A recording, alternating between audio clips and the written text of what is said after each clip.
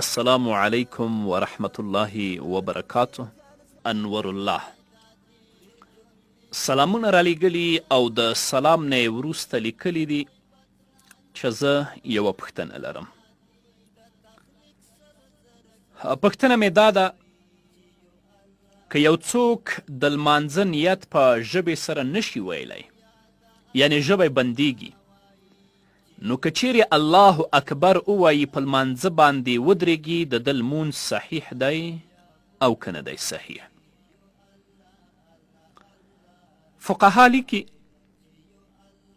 د لمانځه لپاره نیت کول دا فرض دی او نیت چې دی د زړه کار دی. ګوره،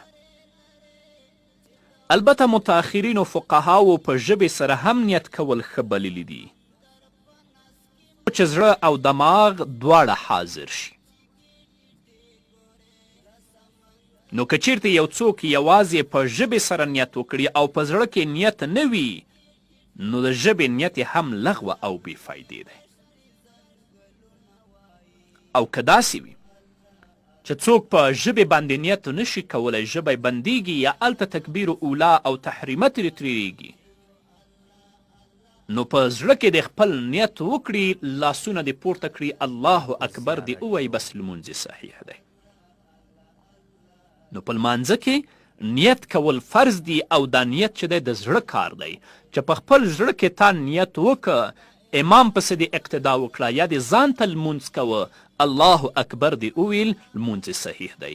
اما که یو څوک صرف په ژبې باندې نیت کوي او په زړه کې نیت نه وي، نو د ژبې نیت یې لغوه او بې فایدې دی.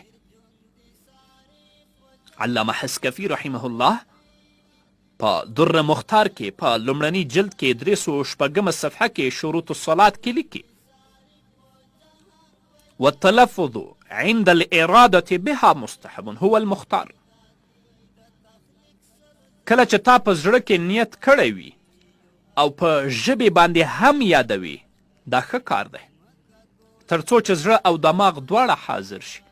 اما که صرف په زړه کې د نیت وکړه، په ژبه باندې دې ونه ویلي، دا هم صحیح دی. حتی بحر رایق دا لیکلی دی چې اصلا نیت چې دی هغه د زړه نیت دی، د ژبې نیت ته صاحب د بحر رایق بدعت ویلي. اما متاخرین فقها دا لیکي چې ژبې سره نیت کول هم بهتره دی تر څو چې زړه او دماغ دواړه حاضر شي. او هندیه په لومړني جلد کې په 65 صفحه کې په 4 فصل کې چې دا فصل په نیت کې دی، هلته لیکي: ولا عبرة للذکر باللسان فإن فعله لتجتمع عزیمة قلبه فهو حسن. د ژبې نیت لپاره بالکل عبرت نشته، خو که یو سړی په ژبې باندې وایي د دې لپاره چې هغه د زړه د قصد سره یو ځای شي، نو دا بیا بهتره کار دی. او که څوک په ژبې نشي کولی، لکه څنګه چې تا ویلې ژبه بندیږي، صرف په زړه کې نیت وکړي، الله اکبر ووایي، لمونځ یې صحیح دی، کومه ستونزه پکې نشته.